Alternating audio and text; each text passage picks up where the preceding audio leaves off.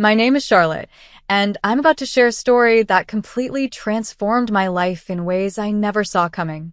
For more than 11 years, I had been joyfully married to my husband, Tommy.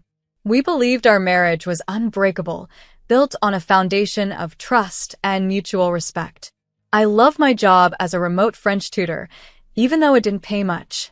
Tommy hailed from an affluent family, but we never let that influence our simple life. However, Tommy's parents, Harry and Emma, were a different story altogether. Harry was a prominent executive director at a local hospital, and Emma devoted her time to various charity organizations.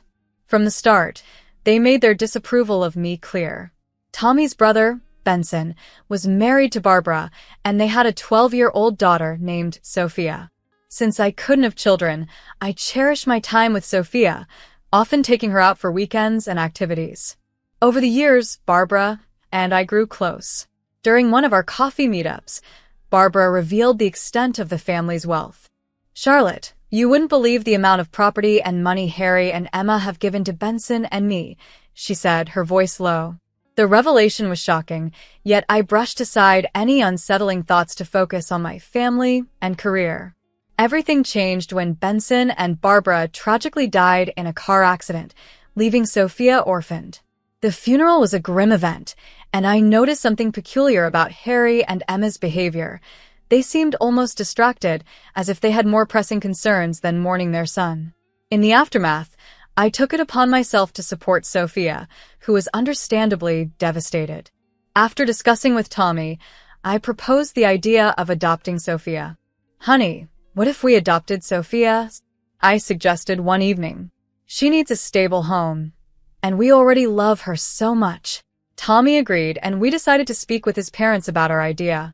The next day, we visited Harry and Emma in their grand mansion, filled with antique furniture and priceless art. As soon as we mentioned adoption, Emma sharply refused. "Absolutely not," she declared, her eyes glaring at me.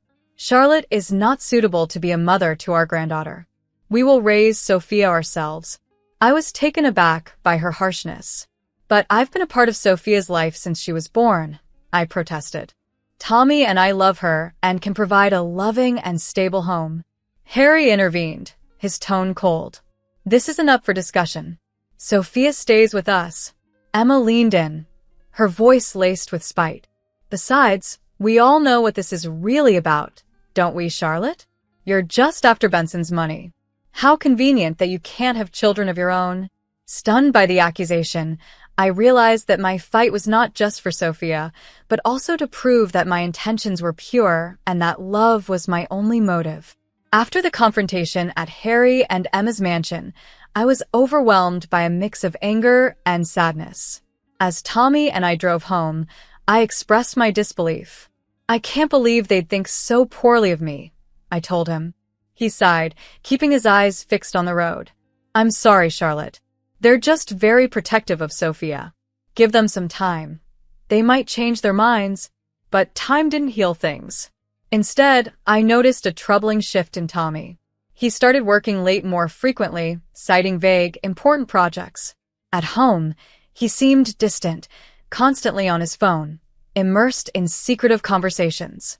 One quiet evening, unable to bear the silence any longer, I asked him, "Tommy, is everything okay? You've been so distant lately."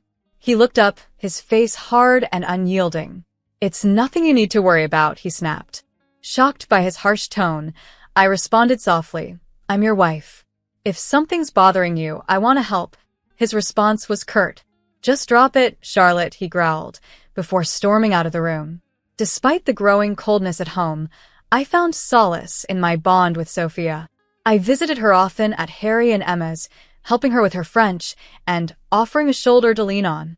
One sunny afternoon, as we worked on verb conjugations in the sunroom, I overheard Harry and Emma arguing heatedly in the next room. My curiosity was piqued. I listened. "We need to find a way to invalidate that trust fund," Harry hissed. $35 million, Emma. $35 million that should be ours. Not locked away for that girl. Emma's frustration was palpable. "Don't you think I know that? I've got the lawyers on it, but it's not going to be easy."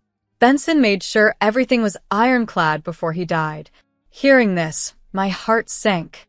They were plotting to seize Sophia's inheritance, the future her parents had secured for her. I left their house in a rush, determined to share this revelation with Tommy. But as I entered our living room, the atmosphere felt charged with tension.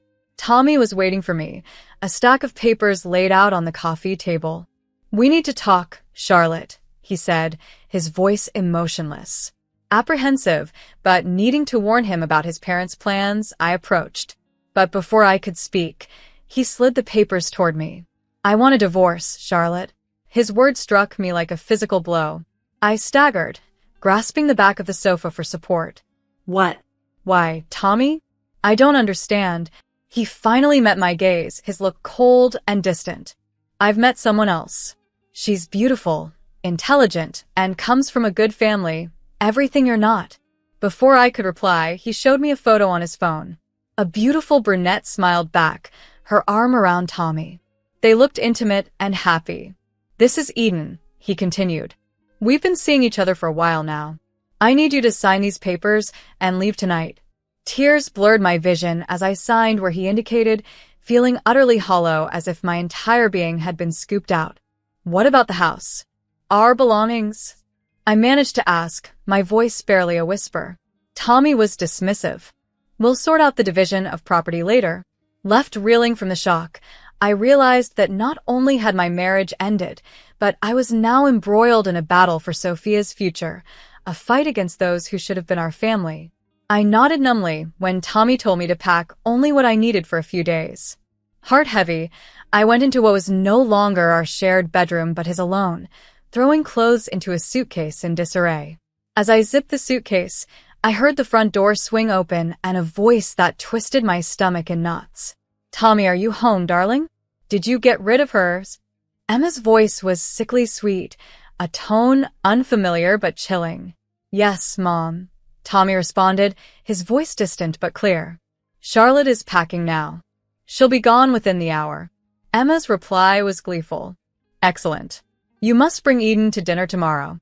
Your father and I are eager to meet her properly." I stood frozen in the bedroom, my heart sinking. Their callousness was like a physical blow. With a deep breath, I finished packing, my mind a whirlwind of shock and despair. Descending the stairs with my suitcase, I found Emma still there, her smile wide and victorious. "Charlotte, dear," she said, her voice dripping with feigned sympathy. "I'm so sorry things didn't work out between you and Tommy.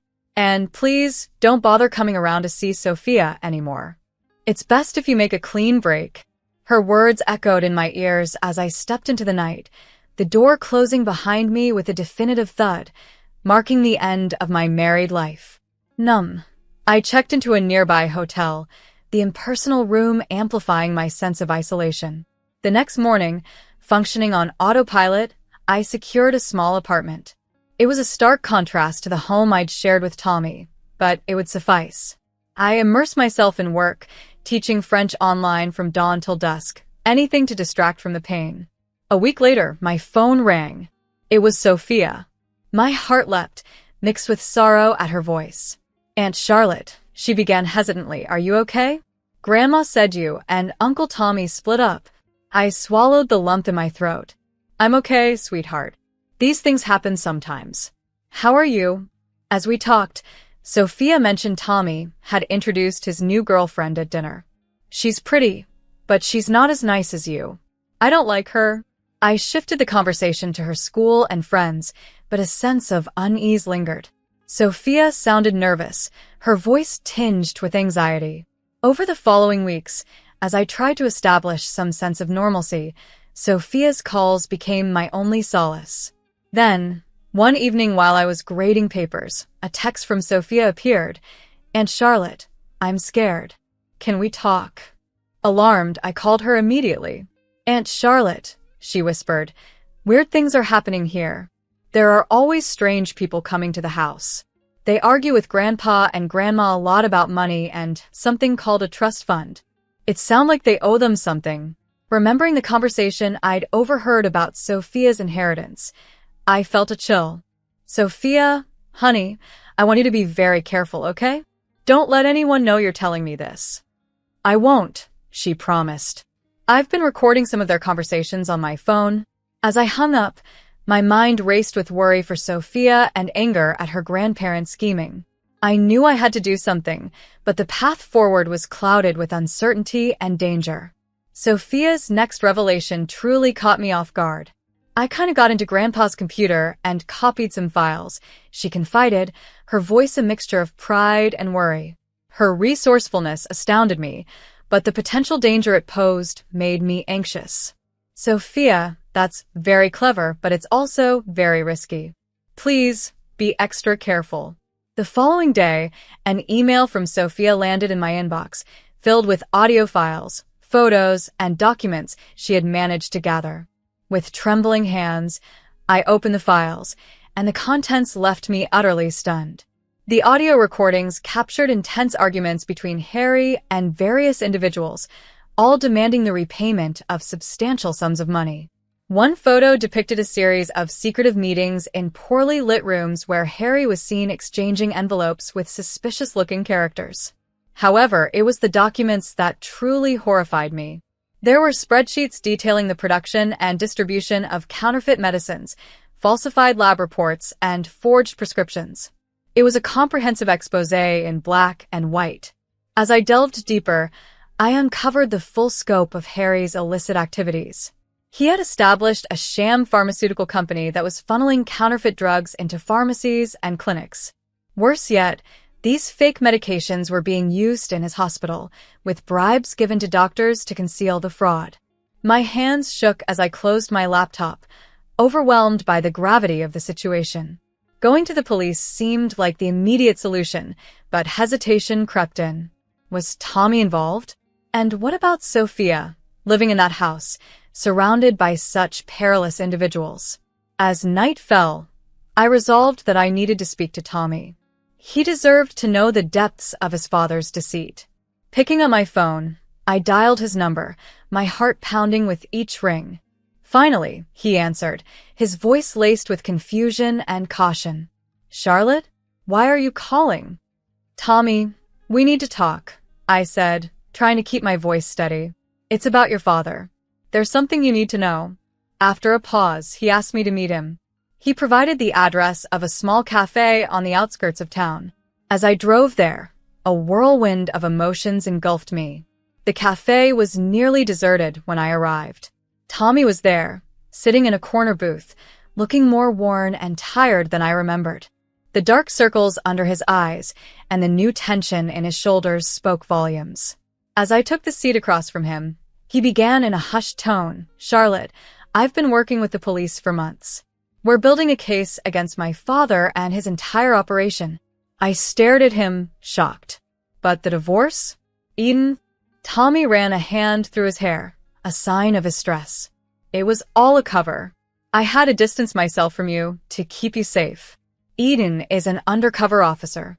We needed a way to get her into the family circle without raising suspicions. My head spun with this revelation. So, our marriage, it wasn't real? No, Charlotte, Tommy said, reaching across the table to take my hand. Our marriage was the only real thing in all of this. I love you. I've always loved you. Pushing you away was the hardest thing I've ever had to do. Tears welled up in my eyes, a tumultuous mix of relief and anger swirling within me. Why didn't you tell me? I could have helped. I couldn't risk it, Tommy explained, his voice strained with pain. My father's network is vast. If there was even a hint that you knew something, you'd be in danger. I couldn't bear the thought of anything happening to you. As Tommy continued, he revealed more about the investigation. It wasn't just Harry. Corrupt doctors, pharmacists, and even government officials were implicated. The case was expansive, with potential ramifications that extended far beyond our little town. But what about Sophia? I blurted out, suddenly reminded of my niece's precarious situation. She's living in that house, Tommy. She's scared. Tommy's expression grew grim. I know. We're working on a way to get her out safely, but it's complicated. We talked deep into the night, and as we finally parted ways, Tommy pulled me into a tight embrace. I'm so sorry for everything I put you through, he whispered. When this is all over, I promise I'll make it up to you. I held on to him, feeling a mix of comfort and concern, but as I drove home, worry gnawed at my stomach. Despite Tommy's assurances, I couldn't shake the feeling that Sophia was in immediate danger. The next morning, my phone's shrill ring startled me awake. Sophia's name flashed on the screen. My heart pounded as I answered. Aunt Charlotte, Sophia's voice came through in a panicked whisper. They're packing. They keep saying they need to get out before it's too late. I sat bolt upright, fully alert. Sophia, listen to me carefully. Are you safe right now? Can they hear you?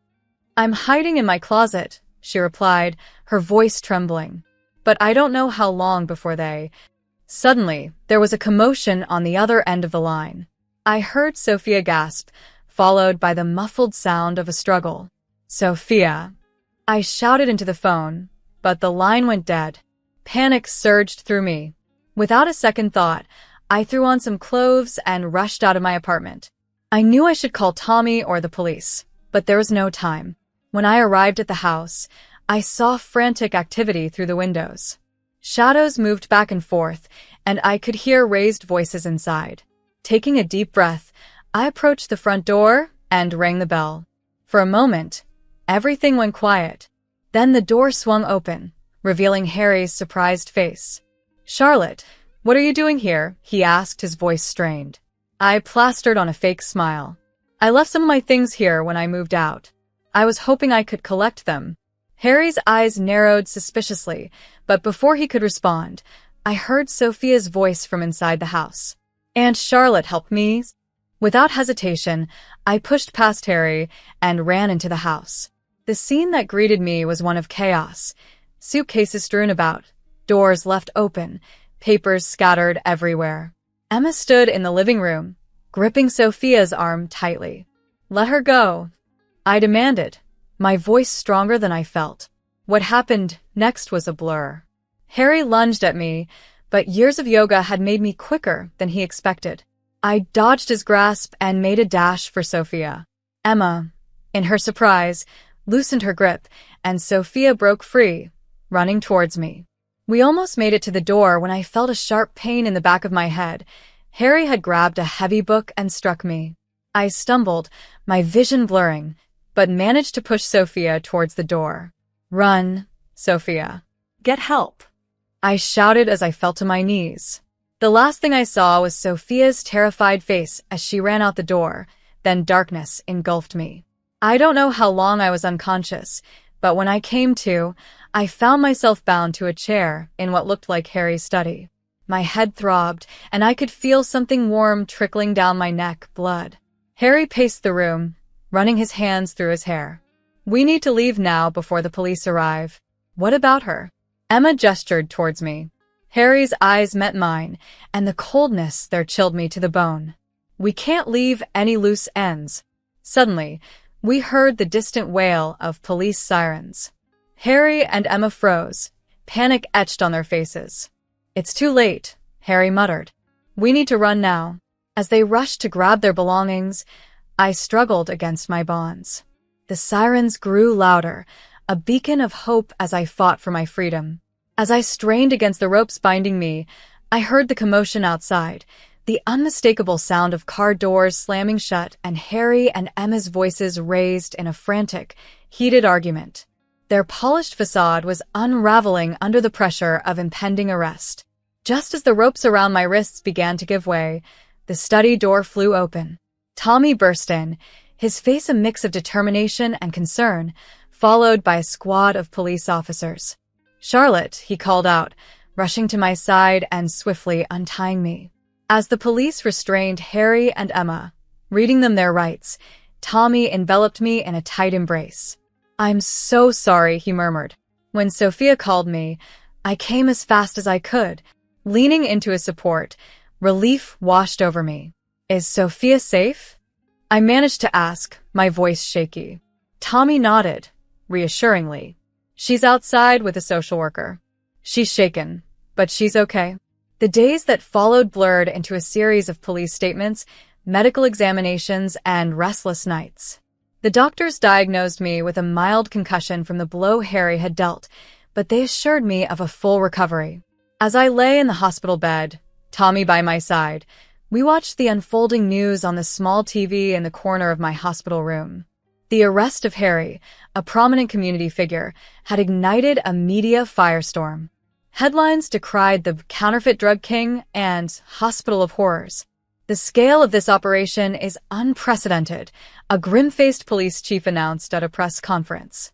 We're looking at hundreds of millions of dollars in damages and countless lives put at risk.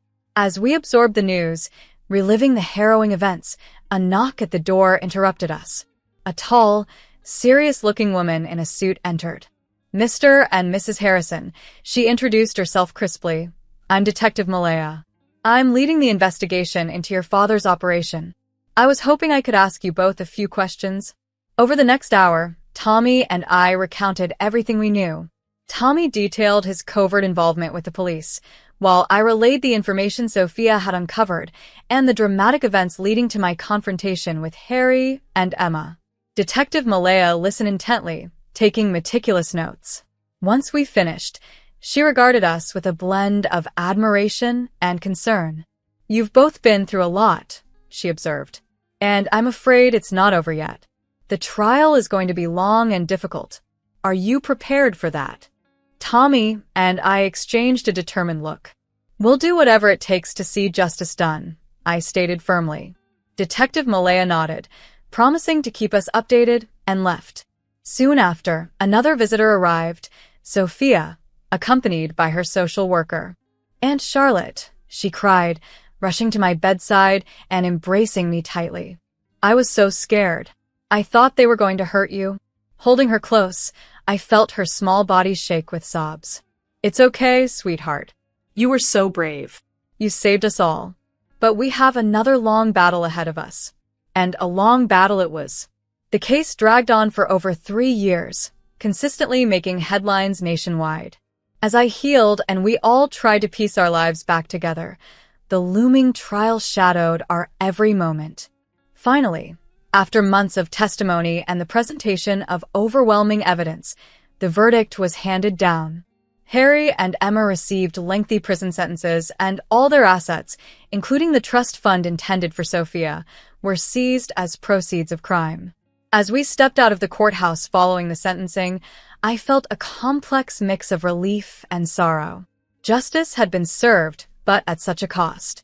The lives of many, including those I had once considered family, were irrevocably damaged.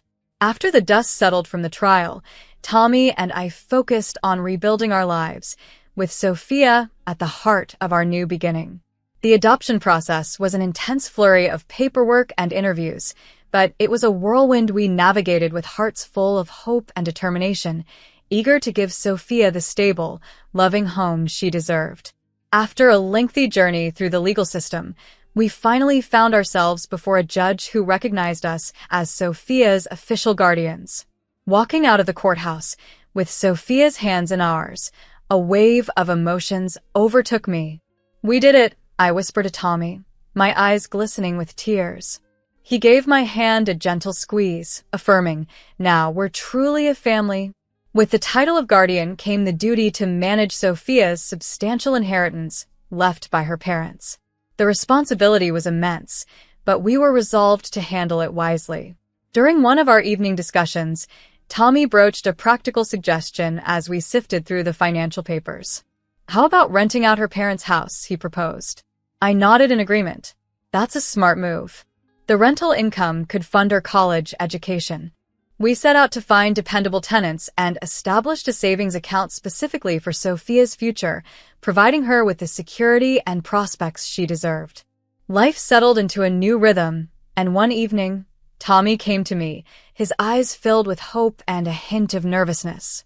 "Charlotte," he started, holding my hands tenderly, "the challenges of these past few years have only proven our strength as a couple.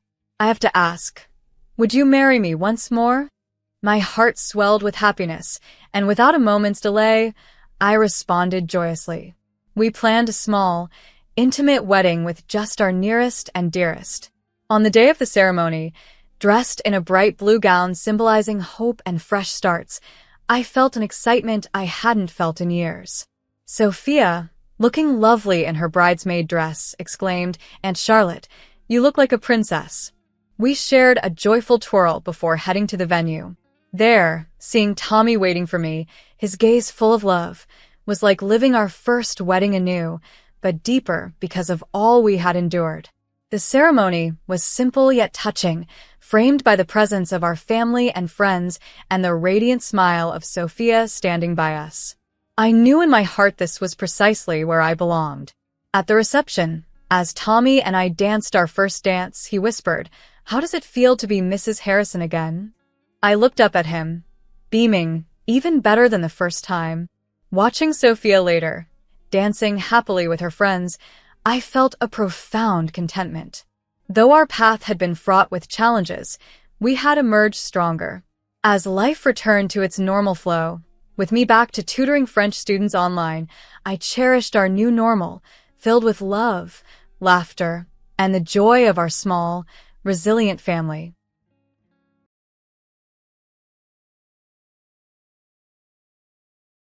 My name is Stella Clark. I've been married to my husband, Lincoln, for almost 14 years.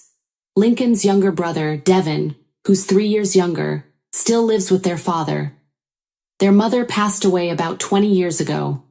One day, I received word that my father had suddenly collapsed and was rushed to the hospital. I hurried to the hospital where my mother and sister had already arrived. They said he didn't have much time left. A few days later, my father passed away. Arranging the funeral, contacting people, there's really a lot to do, as anyone who's been through it knows. My sister and I agreed to relieve our mother of as much burden as possible. After all, it was the death of someone she'd been with for many years. She didn't say it, but you could tell from her expression she was trying hard not to trouble us. My brother-in-law also helped, and the day came. That's when something unbelievable happened. My husband didn't show up at all. Neither did my father-in-law or brother-in-law. I couldn't believe it. My husband had occasionally gone fishing with my father, and we'd all gone out to eat together, yet they completely ignored us. I stayed at my mother's family home that night, but returned the next day and asked for an explanation. "Did you show up yesterday?" I asked Lincoln. "For what?" he answered, scratching his butt. "For what? My father's funeral," I resented. "I was golfing with a colleague yesterday," he uttered calmly. "What?" I was at a loss for words. "Golfing during my father's funeral?" Lincoln, without seeming particularly concerned, said something along the lines of, "Huh? So what?" I couldn't believe it. I even found myself wondering, is this man really human? "Answer me, Lincoln. You're supposed to show up, aren't you?" I asked. Lincoln said with a half smile, "Why should I go to a funeral for someone I'm not even blood related to?" I couldn't believe that I had been with this person, who was standing in front of me for 13 years. I was truly disillusioned. That was not all. "What about your father and Devin?" I asked. "Well, Dad was probably just lounging at home, and Devin? He's hooked on some video game," Lincoln replied. "Wait, they didn't come because of that?" I asked. "What do you mean because of that?" "We're not blood related," Lincoln said. I just couldn't make sense of it. I was on the verge of losing control.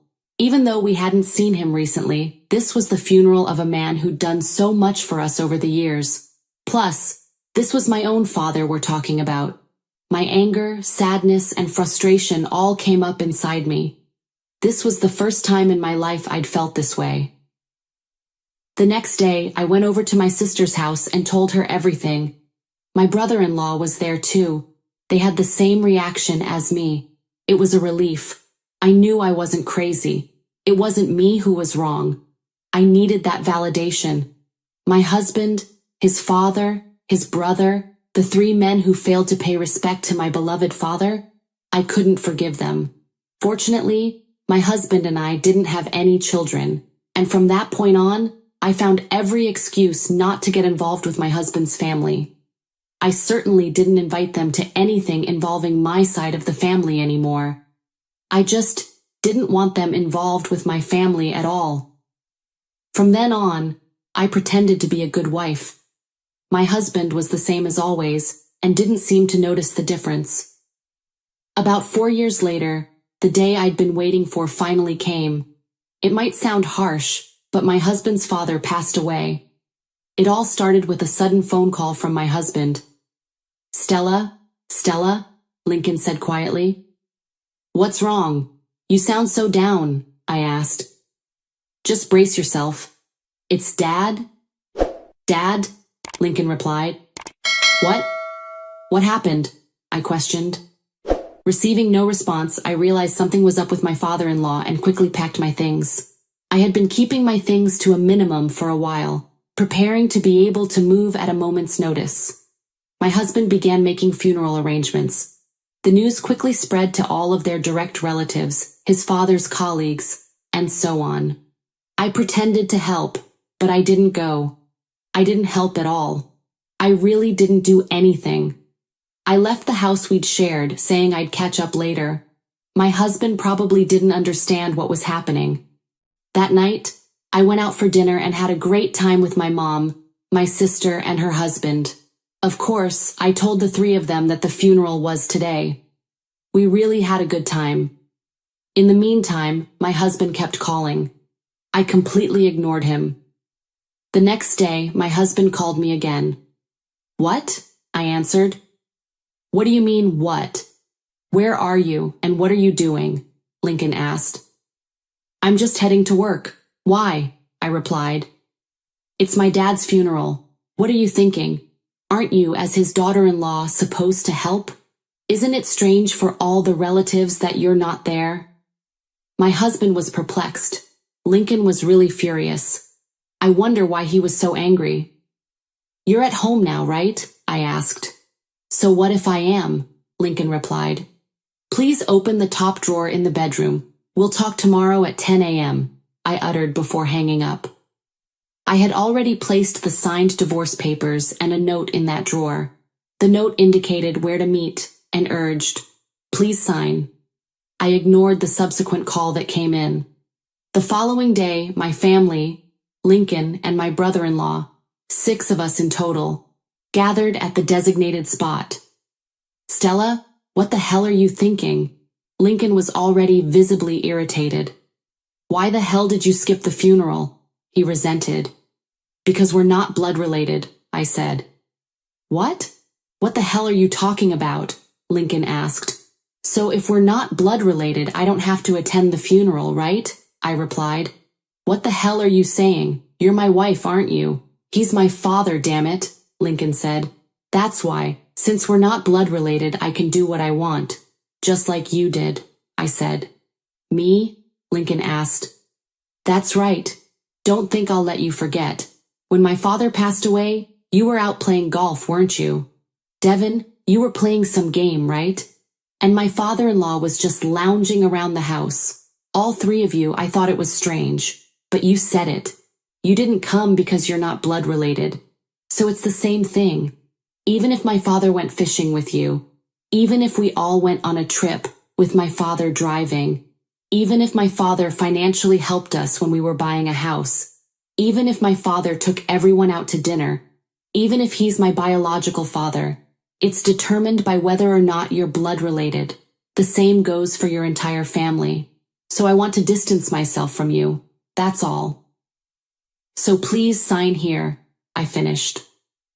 My family listened in silence. It felt like they were warmly watching over me.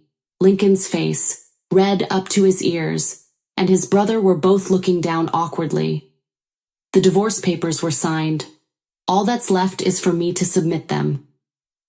"I will communicate through my lawyer from now on," I added, and with that, the 4 of us left. 2 weeks later, my lawyer conveyed my wishes to my ex-husband. I had decided to treat the Porsche my father helped us with as part of my share of the property division. Everything proceeded smoothly after that. Lincoln sold our house and paid me the sum he had borrowed from my father, with a bit extra. That was the end of it. My married life was completely over. That night, I apologized to my mother in front of my father's altar for taking so long to repay her. I was filled with guilt for having borrowed from them for our sake. My mother just smiled and said, "It's over now. You did well." Wowza, what did you think? See, marriage isn't just about the couple, right? It involves parents, family, relatives, siblings. It's really a union of two families. But by and large, they recognize each other's true nature. I thought the wife's response was very cool and collected. What did you all think? Please leave your comments. We're looking forward to your comments and channel subscriptions. See you in the next video. Thank you for watching till the end.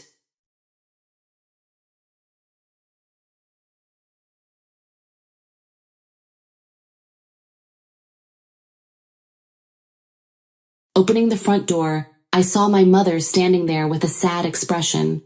It was moving day, 6 months after rebuilding our family home.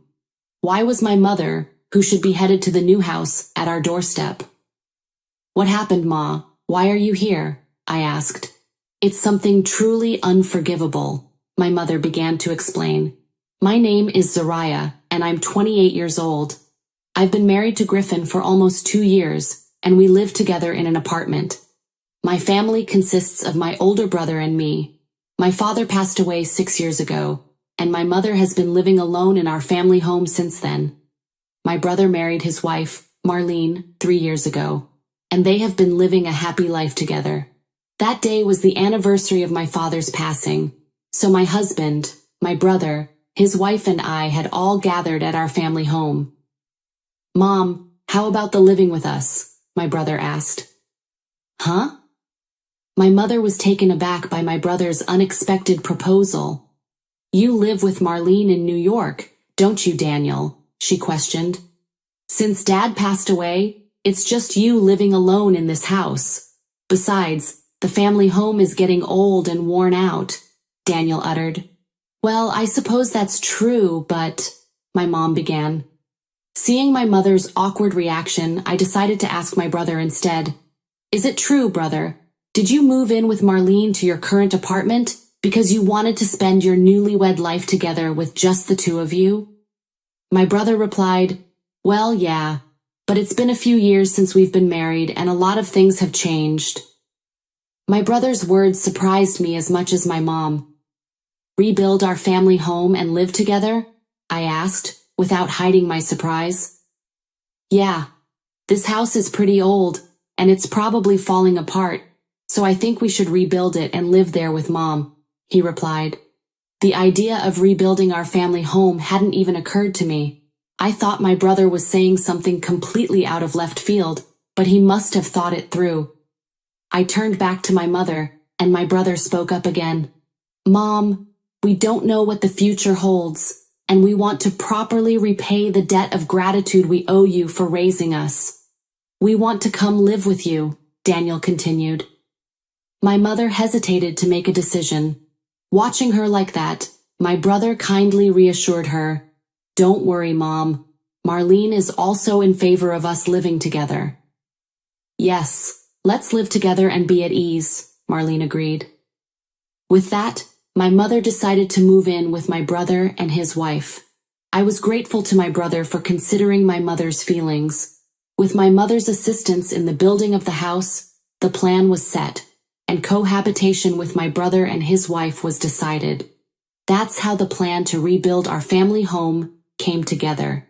After 6 months, my brother reported that they had finished rebuilding their new house, and today was the day my mother and my brother's family would move into their new home. While I was preparing breakfast, my mother called me. "Hi, Zariah. Sorry for calling you so early in the morning," he said. "It's okay. What's up?" I inquired. "Today is moving day. I'm so excited," she continued. "I see. That's great, Mom. You were looking forward to this day, weren't you?" I questioned. "Of course. I'm happy just to be able to be with my child, and now we have a new home." "Can you believe how happy I am?" my mother exclaimed. "It was like a dream come true." We chatted about trivial things for a while before she headed to the new place. As soon as I finished my breakfast, I headed out to the convenience store to buy some snacks and drinks for the move. While walking back home, I saw a cute puppy walking towards me. It looked lost, and I was worried that it might get hit by a car, so I decided to take it with me. A few hours later, around noon, while working from home, the intercom rang. "Hello, Mom." As I opened the door, my mother was standing there looking sad. "Today is moving day. Why is my mother here when she should already be on her way to the new place?" "What's wrong, Mom?" I asked. My mother remained silent and looked down. I sensed something was wrong here. "Mom, you are moving today. Why are you here?" I asked her again. "Well, you see, I was told to leave. Marlene told me to leave," she replied. What? I exclaimed.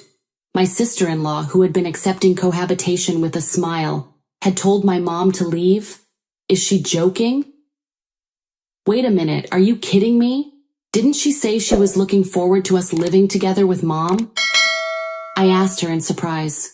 I thought she was too, but as soon as we got to the new place, she said it was impossible to live together and asked me to leave, Mom explained. This was ridiculous. As I listened to the details, I realized that the situation was far worse than I had expected. When my mother handed the moving company her luggage and headed to the new home, my sister-in-law had already arrived. "Living together is impossible. Get out," she said as soon as she saw my mom. "Why would you say that?" my mother asked, and in response my sister-in-law frowned and retorted, "If there were older people in our new home, it would be a burden. If my husband's mother lived with us, we wouldn't be able to have a private marital relationship. They had rebuilt our parents' home on the condition that my mother would live with them, but to kick her out on the day of the move was unimaginable." My sister-in-law's words and actions made me genuinely angry. My mother was completely disheartened and slumped on the sofa. Unable to bear to see her like that, I called my brother. "Hello, big brother," I said. "Oh, Zariah, what's up?" he replied. "What's up? What's up is, what the hell is wrong with your wife?" My anger made my brother flustered. "What? What's going on all of a sudden?" He was puzzled. From my brother's reaction, it seemed clear that he hadn't heard anything from his wife. "Listen to me carefully, big brother. Mom is at my place right now," I continued. "What? Mom? But today's moving day. Why is she at your place, Zariah?" he asked uncomprehendingly. "It's your wife, Marlene," I added. "What about Marlene?" he asked. "That's what I'm telling you. Your wife kicked Mom out," I concluded. "Are you kidding me?" Zariah's brother was shocked. "Seriously, why would Marlene do that?" he asked me when I told him everything from the beginning. "I'm wondering the same thing. You were looking forward to living with Mom, right? And now this happened," I reasoned. "Anyway, when I get back, I'll ask Marlene about it." "Can you take care of Mom until then?" Daniel asked. "Take care of her?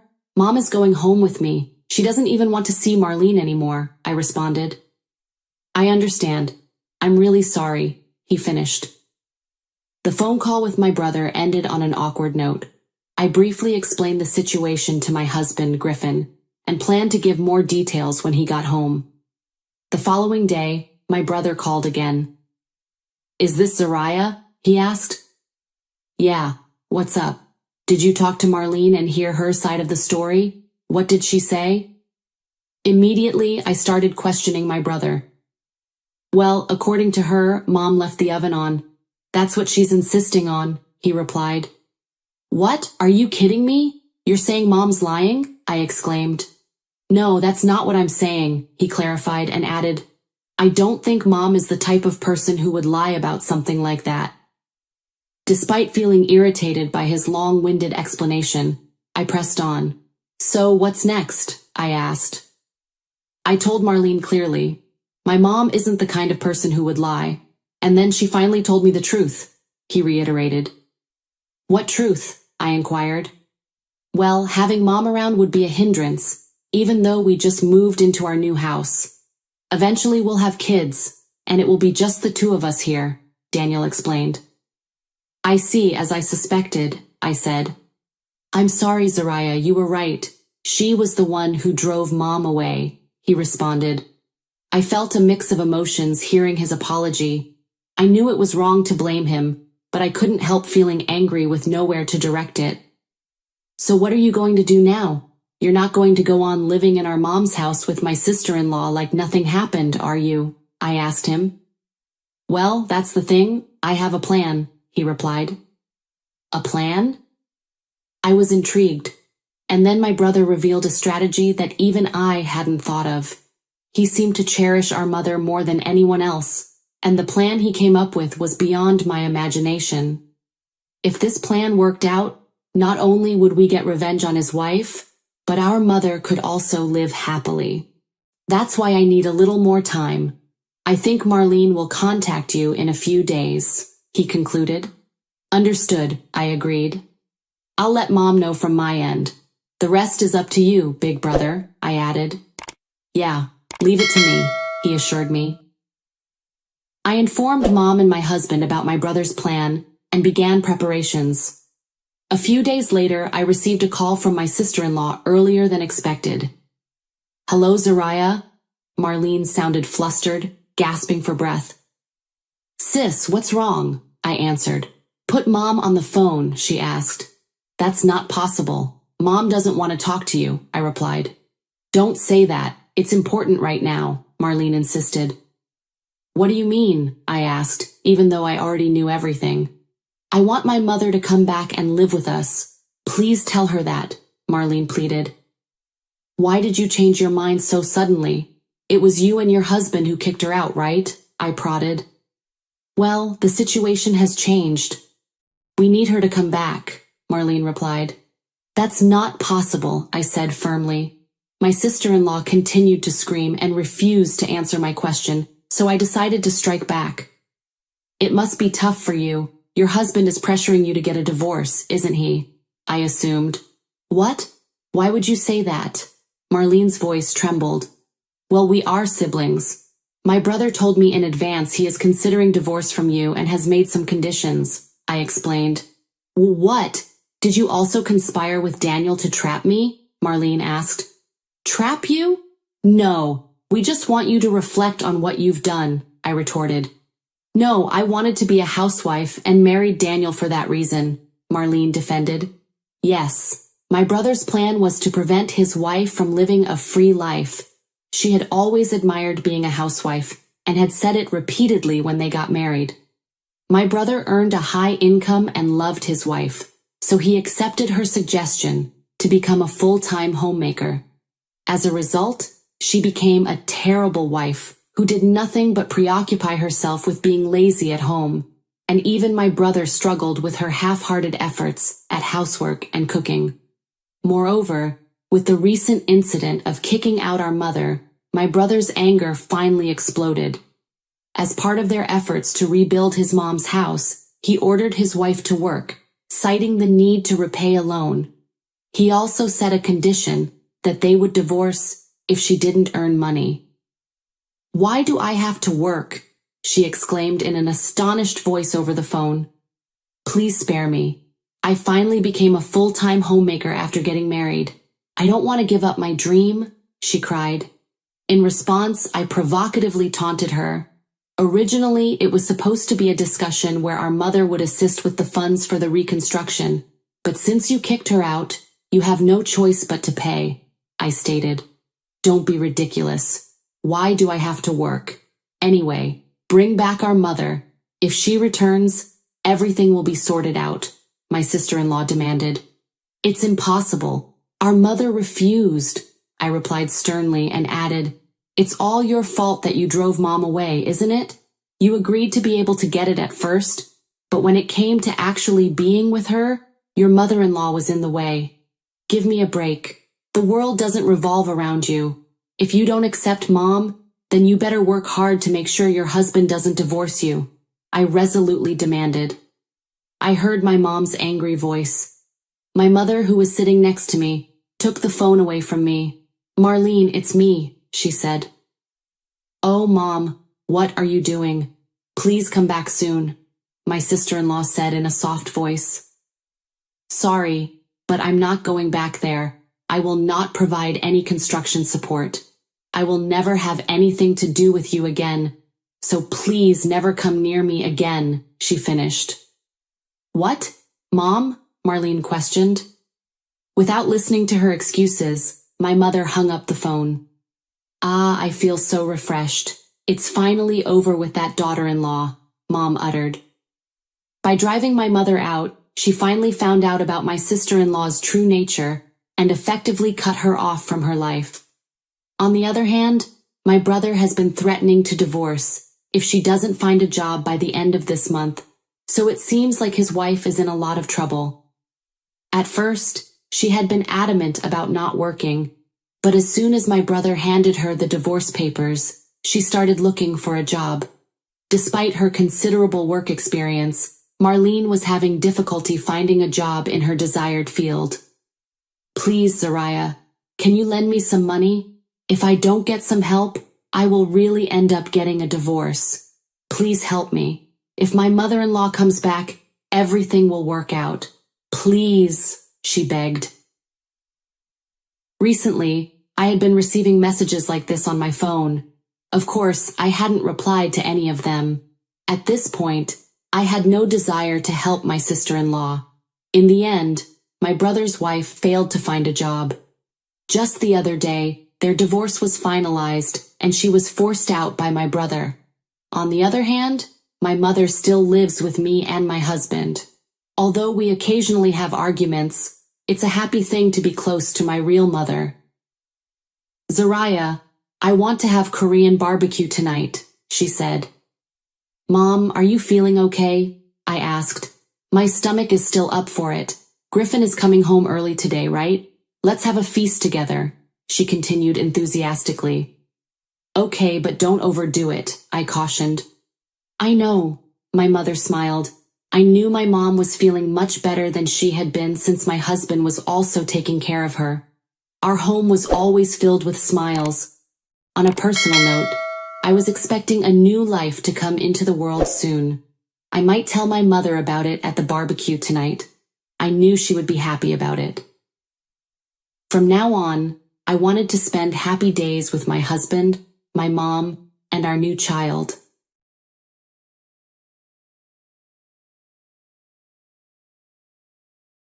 Unaware individuals fail to recognize their own insensitivity.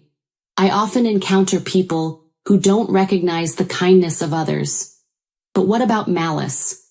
Some people just let sarcasm and spitefulness slide, thinking that's just how things are. I was surprised when someone pointed this out to me later. It was exactly what I was like. My name is Vivian. My husband Caleb and I, who work at the same company, just got married at the end of last month. Vivian, the beginning is crucial in marriage, my married friends all mentioned. I never thought I would encounter mother-in-law problems, but the seeds of conflict were present at my husband's family home. About 2 weeks after we got married, the summer break arrived. Caleb wanted to skip visiting his family this year, due to our busy wedding preparations. I persuaded him by saying it's an annual event, and managed to get 1 day for the visit. Judging from their interactions so far, it seemed his mother adored Caleb, so she would surely be delighted. Following my friend's advice, the beginning is crucial for the relationship with my mother-in-law. During the summer visit, I planned to showcase myself as a thoughtful daughter-in-law. I titled it, The Thoughtful Daughter-in-Law Plan, and it was set into motion. On the day of the visit, we arrived at my in-laws' house in the afternoon.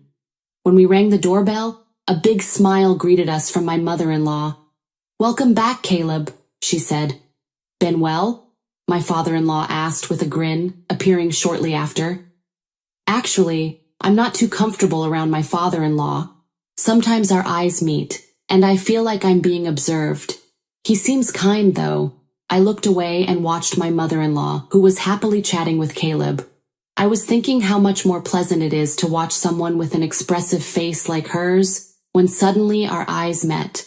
She gave me a clearly displeased look. That made sense. I had been staring rudely. Sorry, I was just lost in thought, I apologized. If you were tired, you didn't need to come with him, she retorted. But Vivian came for... Caleb started to say something, but at the same time my father-in-law called him over. With a sigh, Caleb went to him. Now it was just the mother-in-law and me. It was a chance to rehabilitate. Oakland, is there anything I can help with? I asked her. At first my mother-in-law seemed grumpy, but then she had a sudden idea and asked, could you go shopping for something we're running out of? She wanted a herb-infused seasoning. You might not know this, but Caleb really likes it. There's a shopping center about 30 minutes from here, she added. Her expression was now cheerful, quite a change from earlier. Understood. I'll go and get it, I replied, readily accepting the task. In fact, I also love the same seasoning. It's not widely popular, so it's not always easy to find, and I had trouble locating it in the same chain of shopping centers before. Worried it might be sold out, I checked nearby import stores and called to confirm they had it in stock. I found a store about 15 minutes away by car and promptly headed out. Returning home in less than an hour, I saw my mother-in-law preparing tea in the kitchen. Oh, you're back early. Did you not find what you were looking for?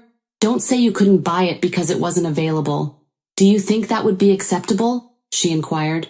Of course it's unacceptable to return empty-handed, I replied. She was visibly surprised as our eyes met. You actually found it? She asked, shocked. So I explained. I went to a different store. It's only a 15-minute drive from here. They carry a wide range of products from the same manufacturer. You should definitely check it out, I explained. That should be a thoughtful daughter-in-law, I thought. I must have impressed her, but she looked like she had just eaten something bitter. Oakland, did I do something wrong? I asked my mother-in-law. I just remembered something else we need. This time we really have to go to the shopping center, she said thoughtfully. I understood the situation, noticing her expression while my mother-in-law began writing a shopping list. Then my husband Caleb appeared and said, Oh, Vivian, you're back. Going out again to the shopping center? I'll come too. Leave the heavy lifting to me, he said. Caleb, I was just preparing tea. Vivian's not a child. She can go alone, can't you? The mother-in-law uttered. If there's time for tea, why don't you go? Don't make Vivian do it, he suggested. I insisted Vivian should go, she continued. It seemed the mother-in-law had been looking forward to tea time with her son. Why don't you have tea with Mom? I'm fine, I suggested to Caleb, but she quickly refused. No, just do what you want, my mother-in-law objected. Let's go then. Finally, some alone time. It's like a date, Caleb said with an ingratiating smile. It's a shopping trip, I thought to myself, amused. When we returned from shopping, it was already time for dinner. Caleb, your favorite sushi tonight, my mother-in-law announced cheerfully, having dropped her earlier grumpiness. She must be a straightforward and loving person. I ordered from our usual place, deluxe sushi, just for the family, she added. With a lacquered black sushi container on the table, my father-in-law was already seated, smiling cheerfully. We were invited to sit down, so we took our seats. Caleb peeked inside the sushi container and said, Hey Mom, one of these is different. True to my husband's observation, one of the sushi containers had different toppings, egg, shrimp, tuna. It was the standard assortment. Oh, that. My mother-in-law stopped making soup and began arranging the sushi containers. According to her, the sushi restaurant made a mistake in the order. I was surprised by her casual acceptance. Did you ask for a refund? I asked. A refund? Well, it's our regular place, so, she answered calmly. Even if it's a regular place, they should correct their mistake, I insisted. It's none of your business, I'll deal with it later, she concluded loudly, a bit irritated. She placed the standard assortment in front of me. Puzzled by this, my husband said, Hey, why does Vivian get the standard one? Just call the restaurant and have them exchange it, Caleb asked. Although he spoke the plain truth, I do prefer the standard assortment because of my simple taste. Oakland, please don't worry about it. It's unfortunate about the restaurant's mistake. but I actually prefer this one, I reassured my mother-in-law. Really? She marveled. Yeah, I remember you always eating mostly desserts at sushi places. Well, if Vivian's fine with it, I won't say anything, my husband concluded. My father-in-law was already munching on his sushi, completely unbothered. I was amazed at his carefree attitude, despite the restaurant's mistake causing a scene. Once the meal was over, my mother-in-law clapped her hands and said, "Let's have dessert, Caleb's favorite cheesecake. I prepared just enough for the family. It's also my favorite." She opened the box and began placing slices on plates, but it seemed there were only 3 pieces. For Caleb, my father-in-law, and herself. No piece for me. "Hey, where's Vivian's piece?" Caleb asked. "That's because I prepared only for the family," my mother-in-law replied. "What do you mean?" Caleb asked uncomprehendingly. "Flattering and pretending to like something, there's a limit to being cunning.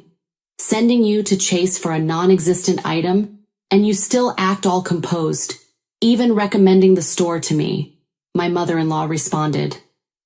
"Vivian's like this naturally. It's not flattery. She's seriously like this," Caleb continued. A rapid-fire argument ensued between mother and son, which I couldn't keep up with. Meanwhile, I noticed my father-in-law smirking at them. "Reminds me of the old days. My late mother used to torment my wife from the beginning of our marriage. Only for the family. So the daughter-in-law gets nothing," she'd say. His comment seemed meant only for me. "What do you mean?" I asked. "Vivian reminds me of my wife, always accepting everything positively, always smiling.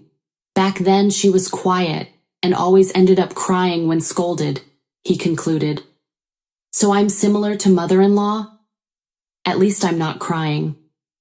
In our family," he continued, "a daughter-in-law isn't considered part of the family. She's more like a convenient housekeeper. My wife is just repeating what she experienced in the past with you," my father-in-law whispered, his smiling face making me feel nauseous. "Ah-ha-ha." I couldn't help but laugh out loud. The room went silent and all eyes turned to me. "Now I understand this family. Since I'm not considered part of it, I'll file for divorce," I stated. The carefree old man was the actual cunning one. "What?" came the shocked responses, followed by Caleb sighing heavily.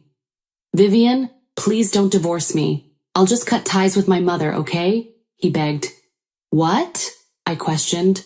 "Cut ties with the mother-in-law, not the father-in-law? What do you mean, Caleb?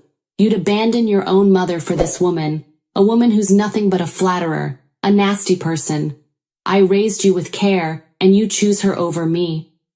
My mother-in-law was genuinely perplexed. Shocked by her words, I stood there stunned.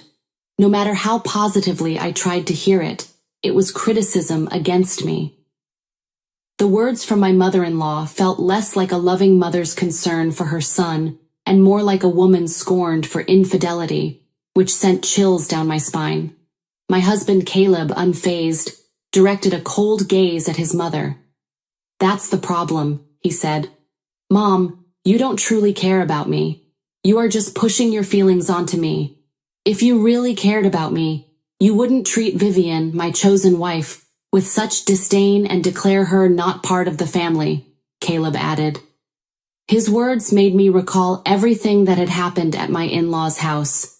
The deluxe sushi and the cake my mother-in-law ordered just enough for the family. I had assumed it was a coincidence, or a mistake by the restaurant, but it was all her spite. She wanted to show me I wasn't part of the family.